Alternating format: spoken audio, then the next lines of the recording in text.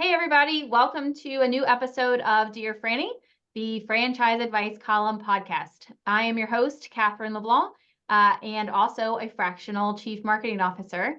And I'm excited to introduce my panel for today, and I'm going to let them introduce themselves. I'll start with Mike. Hey everybody, I'm Mike. I'm a VP of Marketing over at Stratus, and I'm just happy to be here. Looking forward to chatting. Liane.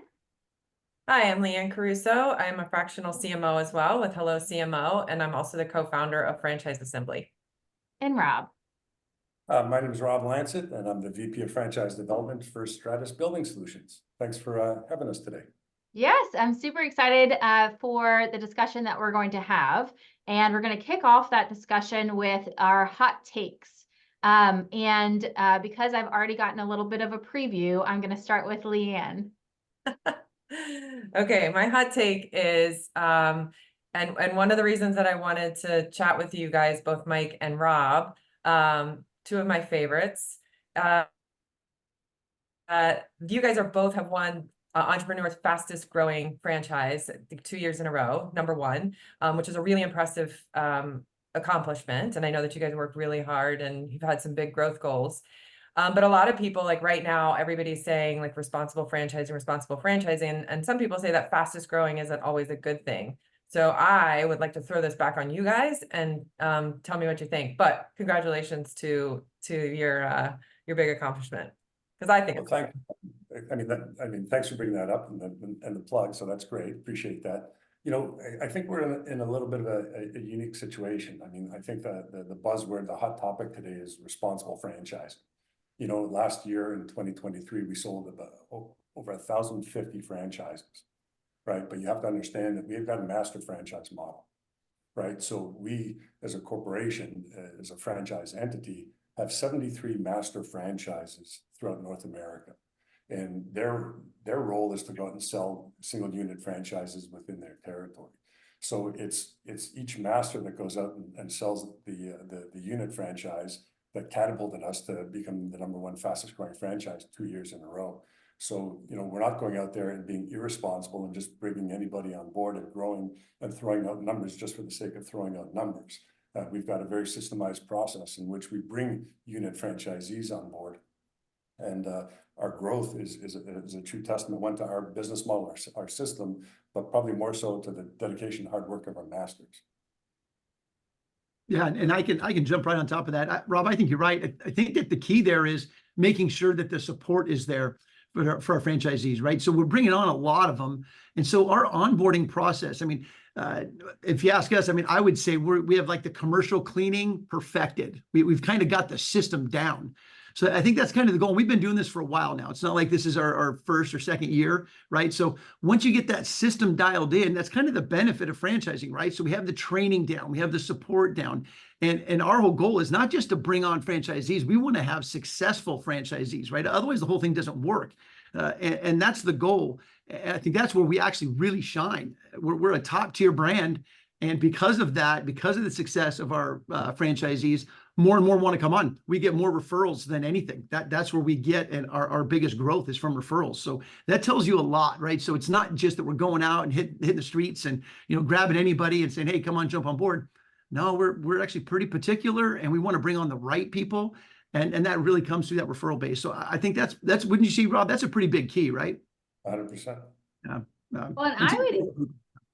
Yeah, and I think, Liane, to your point of, you know, hottest brand or fastest growing it doesn't necessarily equate to success. What's really interesting about what Mike just said is that, and I may get y'all's timeline wrong, but it feels like your fastest growing success has come after you've developed your systems and processes, and you're hitting the gas pedal of, hey, we've got something that works in franchising. And so now we're going to double down in that growth. And I think one of the, you know, when Liane says, you know, doesn't always equate to success, is that a lot of times the fastest growing franchise is a hot concept, right? Or, you know, commercial cleaning isn't necessarily the newest thing on the block.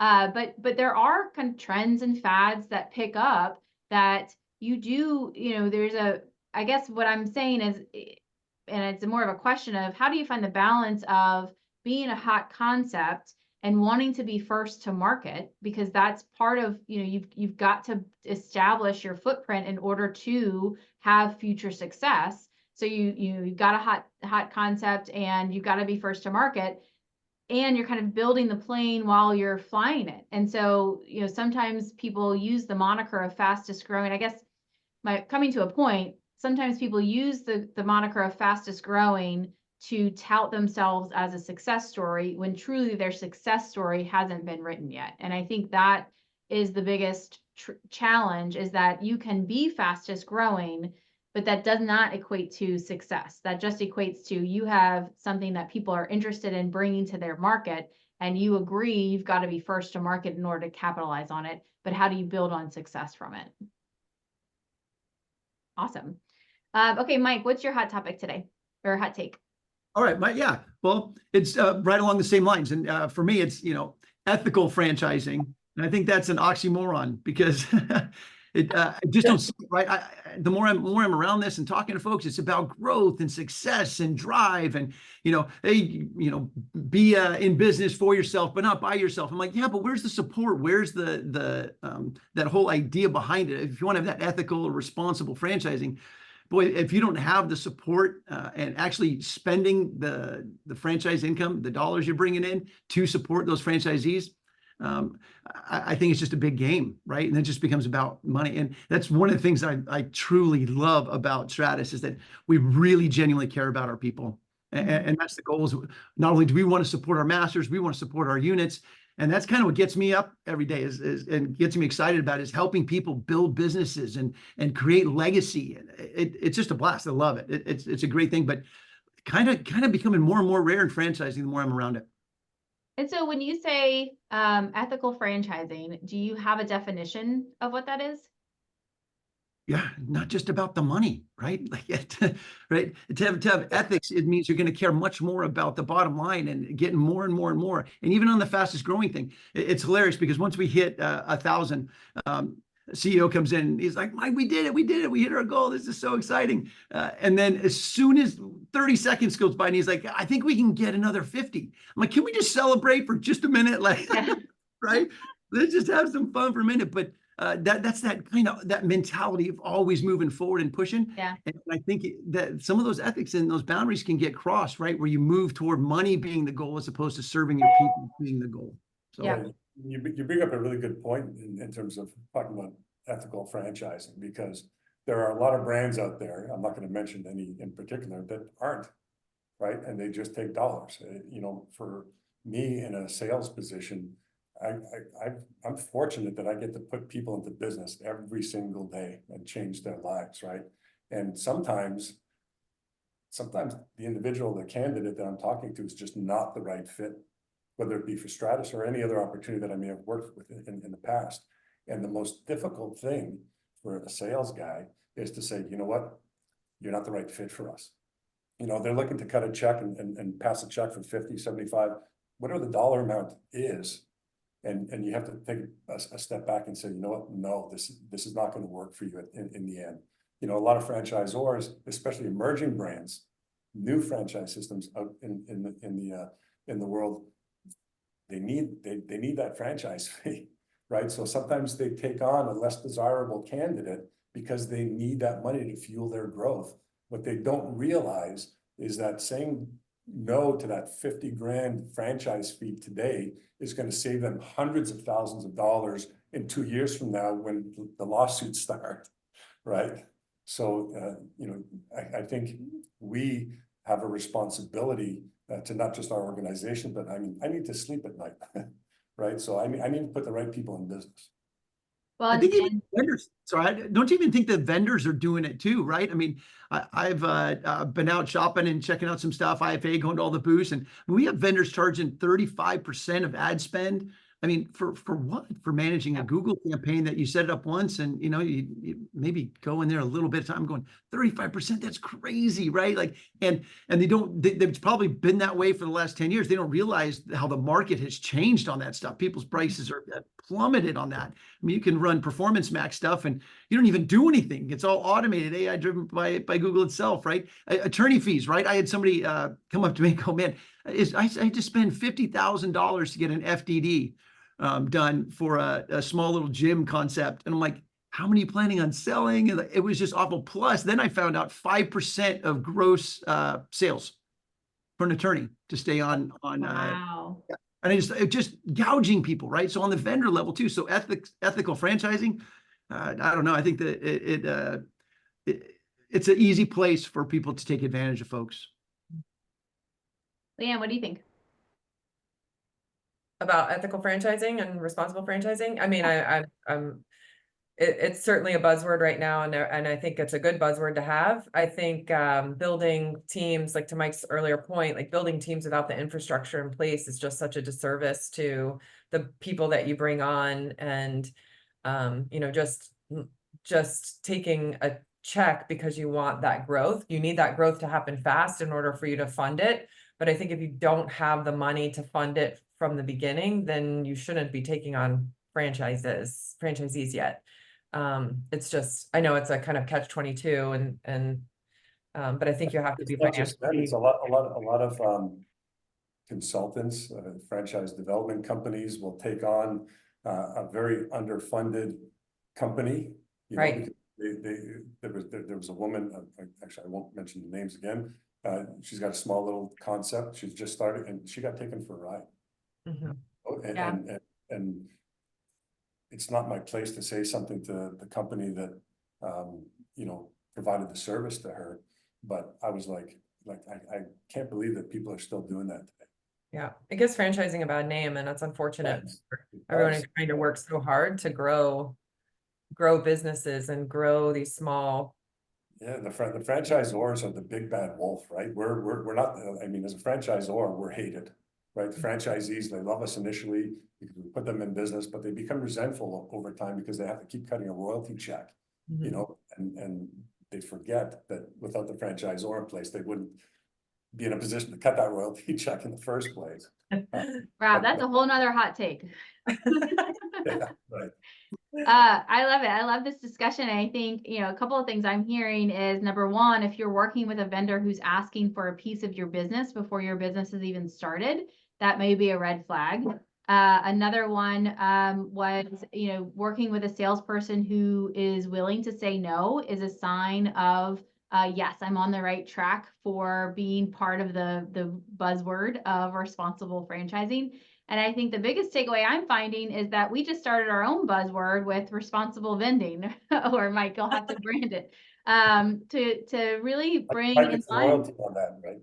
Yeah, there you go.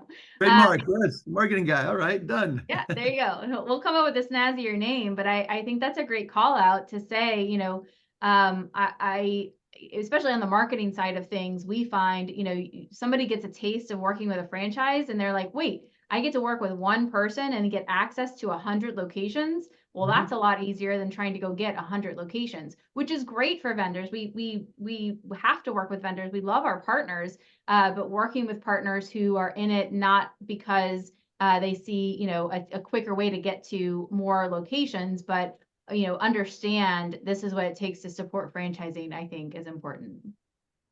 Good deal. These are great hot takes. Okay, I've got one. So you know, the wage increase in California has been talked about a lot in the news.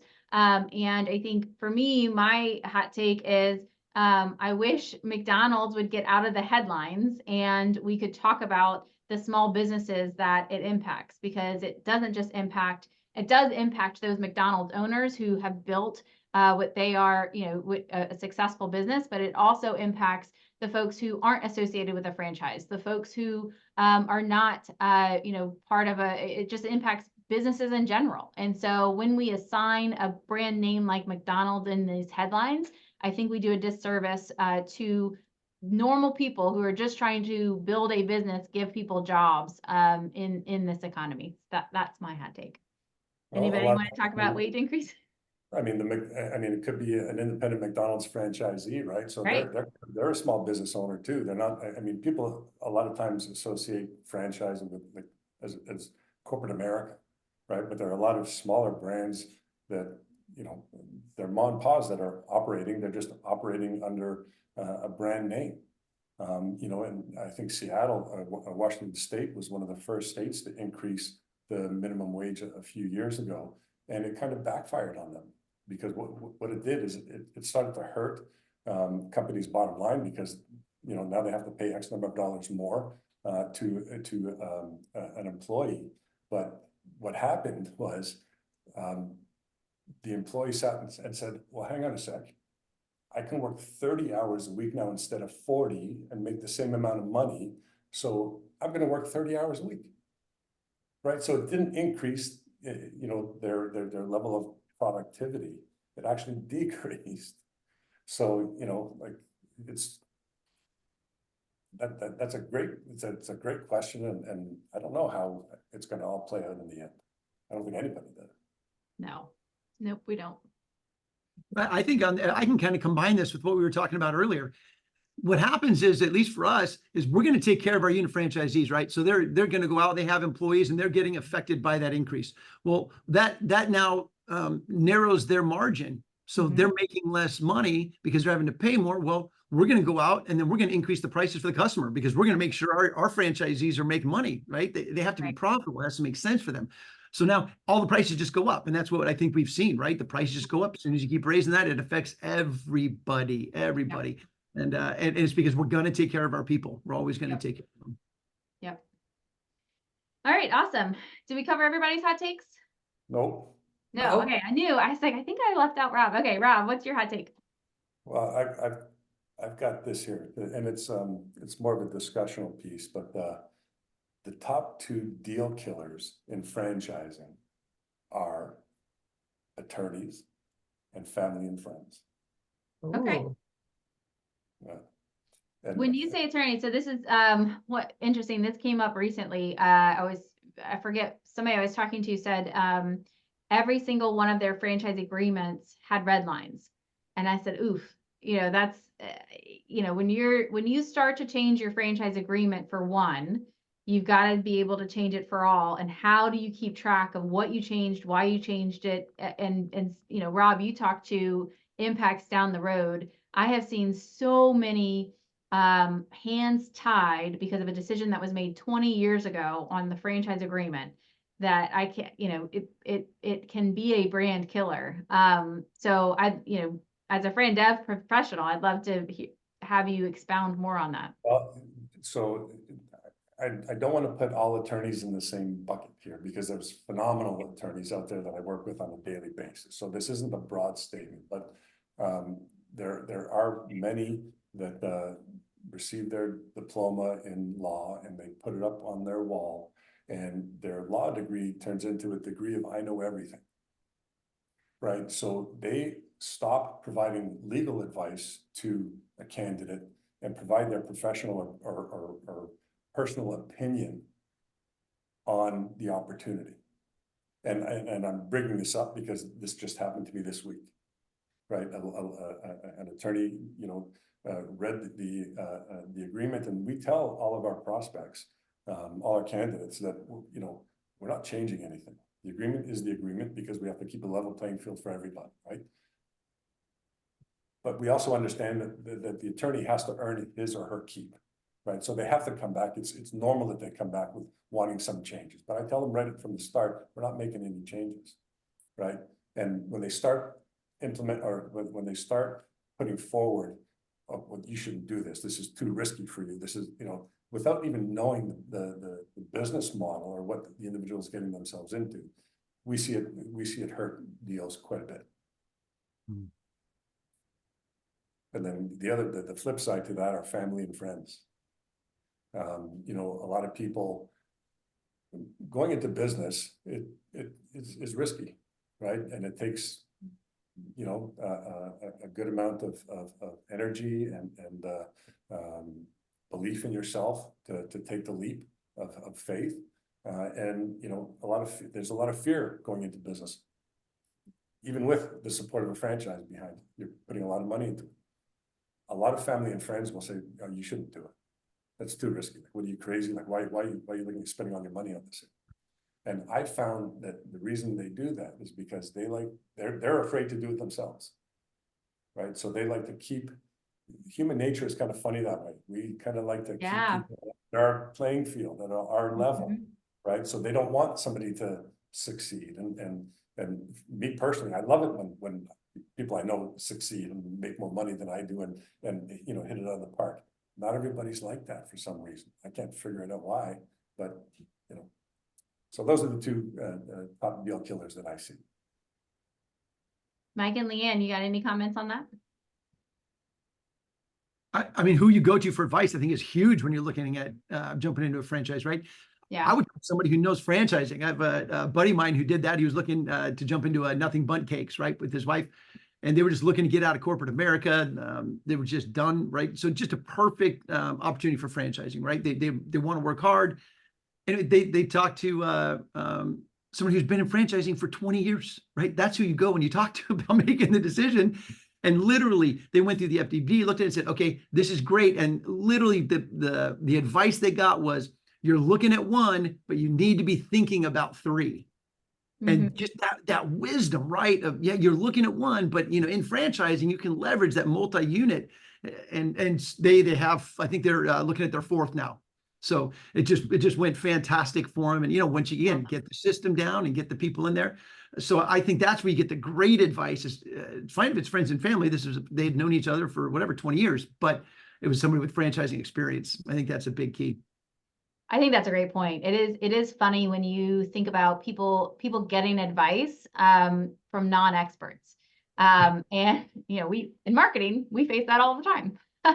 But yeah, you know, find someone that is an expert in franchising or the type of business that you want to go into and find out the pros and cons. There are pros and cons to any decision that you're going to make. And so it's weighing, are you okay with the cons and making the decision from there. I think that's great. I'd say the only thing I have to add to that, to Rob's point about family and friends, is I'm finding brands that they get to about 30 to 50 and then they establish a new policy that the partners of the person have to be involved from the very beginning.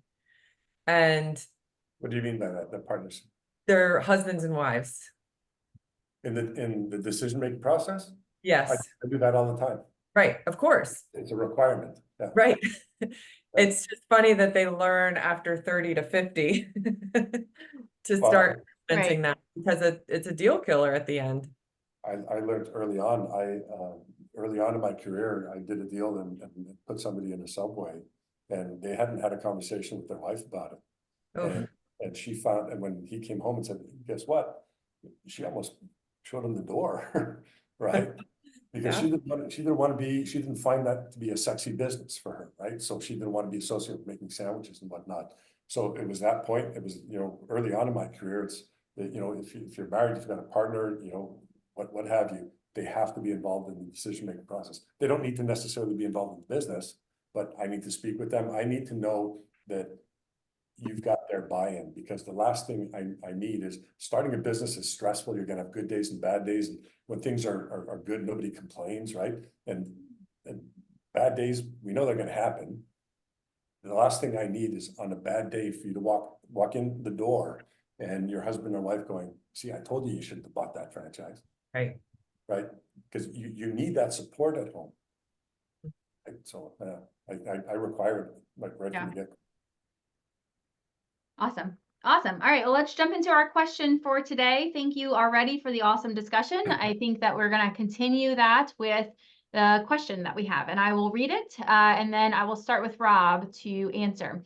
So once you've broken out of the hot new thing, emerging brand growth stage, how do you stay relevant to franchise prospects, especially as either copycat concepts or evolved concepts enter the market you've established? That's a great question. Let me first start by saying, in my opinion, the first 10 to 15 units that an emerging brand sells are going to be the easiest, because you're selling the pie in the sky concept. You're selling the opportunity, and the folks that are looking to come in are okay with being the trailblazers. Now, the next 10 or 15 are going to be the most difficult for you to sell. You know why? No, why? I'm glad you asked. Because now you have franchisees that are gonna validate your brand, right? Prior to that, you didn't have franchisees. So my role in franchise development is not a sales role. My role is I act as a facilitator of information. I'm gonna give somebody enough information for them to make a well-informed decision as to whether this is the right fit for them or not, right? Their franchisees, when they get to the validation stage, they're gonna sell it or they're gonna kill the deal, right? So if you don't validate well, Yep. you're not gonna sell. So a franchisor has to stay relevant, and they can stay relevant by offering up exceptional support. They have to go over and above, in supporting their franchisees. They have to implement new, programs or procedures, initiatives, and I think the key differentiator for a lot of emerging brands, or what they need to focus on, is they really need to have the franchisee's best interest at heart, because they might not necessarily be making money year 1 or year 2, but if they feel that they're taken care of, they will validate for you. Mhm. I love that. I love that that's where you brought it, because I had a different angle. So we'll get to that. Mike, what do you think? Going to change my answer? No, that was perfect. I loved it. Yes, because that was my answer. Yeah, I mean, I think staying relevant for any brand, over any length of time, I think it comes down to, even just from the get-go, your differentiation in the market, right? So what makes you special, what makes you unique? I think that's gonna follow you, right? That's not going anywhere. And if you don't have that, and have that clearly defined, you're gonna probably always struggle, right, with staying relevant and being top of mind, and being a brand that someone's gonna want to look at. So I think that's an important one. And I don't think anyone could say it any better than Rob did. I mean, it's all about being a right fit for the person. I mean, I think the candidate, they're the ones that matter. And I find Rob often, when I'll do calls, sometimes I'll jump on with him. He's interviewing them as much as they're interviewing us, right? He is really trying to find out, is this a right fit? Do they have the skill set that kind of works with our brand? And, are they a sales and marketing minded type of a person, and a training type of a person? Or they just want to kind of jump in, throw the cash in, and, get dividends. That's certainly not us. So I think that's a key, is knowing who that person is, and then doing what's best for them. So well done, Robbie. I thought you said it great. Liane, do you want to add anything? Yeah, I mean, mine was going to be franchisee validation, and how critically important that is, because it all goes back to our hot takes, like just bringing on anybody to start the business and start that path forward isn't going to help you in the end. You're going to spend a ton more money having to go backwards, and then you're not going to have validation. You're going to have closed locations. So having those franchisee stories, that support, like Rob mentioned, being able to give them the tools that they need to be successful, I think is really important. And then to Mike's point, the brand positioning, just really understanding your brand story, being able to tell that, because a lot of that is the differentiator. Where did they come from, and where do you sit in the marketplace? Because all these gyms have the same end product for the person who comes to them, but what makes them different in the marketplace? And there are differentiators, and so just knowing what those are, and then using those in your marketing materials to stay ahead of everyone else. And I'm going to follow that train a little bit deeper, because when I look at this question, I think about, and I think gyms is a great example, right? Because to your point, yeah, what's your purpose in a gym? Your purpose in a gym is to feel good, look good, and get those endorphins that you get from working out. So how do you differentiate to the customer, number one, to try and get more customers into your door? But when you're thinking about how to differentiate to the franchisee prospect, that's where I would add to the conversation of, how do you develop proprietary systems and tools for that franchisee to then be ahead of the guy who's going to do it on their own? Because you're not just competing for franchisees versus the other gym concept, you're competing versus doing it on your own. So what am I providing to you that's going to give you a leg up to doing it by yourself? Number one, and usually that comes from marketing. That's the brand fund. That's, the leverage of the brand equity that you can build. But number two, what can I develop proprietary wise? So for example, in restaurants, it could be your recipes. What proprietary recipes are you developing? When I was CMO at Painting with a Twist, they had copyrights on, 2,000, 20,000 pieces of artwork that you could not, another concept could not copycat. And so what are you doing, not just to differentiate from a brand story perspective to the guest, but what are you doing to differentiate for that franchisee prospect so that your systems, your processes can't be repeated? They can't get that anywhere else. And so you are truly providing a value. And I think that is what helps you have that staying power. A great point. Mhm. I like that one. Well, good. This was such a fun episode. Thank you guys for the hot takes, and thank you for the measured responses to our question. I think truly for our listeners, this is a masterclass. We love to use that term in kind of how to approach it in the right way from a number of different angles. So I truly appreciate the participation here. And we will sign off. If you have a question for Dear Frannie, please don't hesitate to reach out at hello@franchisefractionals.com. And thank you to my panelists for joining me today. Ah, Pleasure. Thank you.